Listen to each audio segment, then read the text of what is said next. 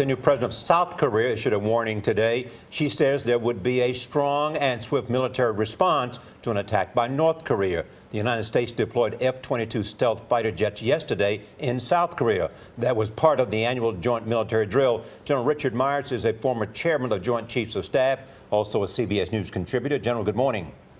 Hey, good morning, Charlie. General, let's start with this idea of North Korea. How do you separate rhetoric from intent? And secondly, if they are serious, what capability do they have? Well, let's start with the capability. North Korea has a very large standing army, over 1 million-man army. Pretty antiquated equipment. Their aircraft, their Navy is pretty antiquated. Submarines, pretty good, especially small submarines. But the big thing is they have lots of missiles. They have hundreds of missiles that could be armed with biological or chemical weapons that could range to some of the allies there in Asia Pacific and some of our bases. And rhetoric? And the rhetoric, well, and rhetoric and intent. When you look at North Korea, there are lots of indications and warnings that are followed by our forces over there that could see if they're preparing for an attack, because it would take a lot of preparation. And my guess is, since we haven't heard anything about that, we don't see them preparing for an attack. So this is probably mainly rhetoric and posturing at this time, perhaps trying to solidify Kim Jong-un's new role as the leader of the country.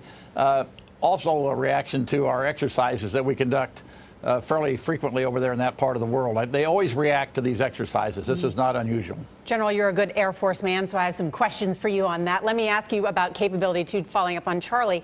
But every single time they've done a long-range missile test, like the Taepodong, it's exploded after a second. Do they really have any long-range capabilities? I don't think anybody gives them much credibility for having a mature technology that could reach the United States. It's possible, but I think unlikely they have mature technology.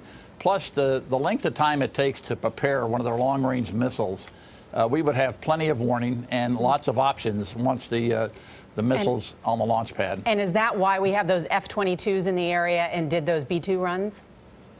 My guess is, I'm thinking they're part of this Full Eagle is the exercise going on right now. My guess is they were already part of that.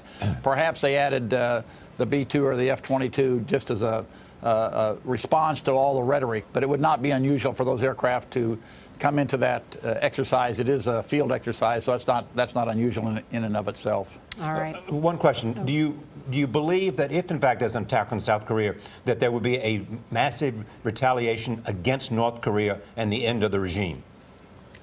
That's my personal belief. I think they have to know that any attack of any size on any ally there, including the U.S. in Asia Pacific, would be their last official act. I have no idea what the U.S. government is planning, but you'd have to think that would be the case. And they must know that, and if regime survival is their #1 priority, I think we're going to continue to see rhetoric, but I don't think we'll see action. We could see some smaller action. They've done that in the past. Thanks, General. But thank you, Charlie. General Myers, thank you so much. Good to see you.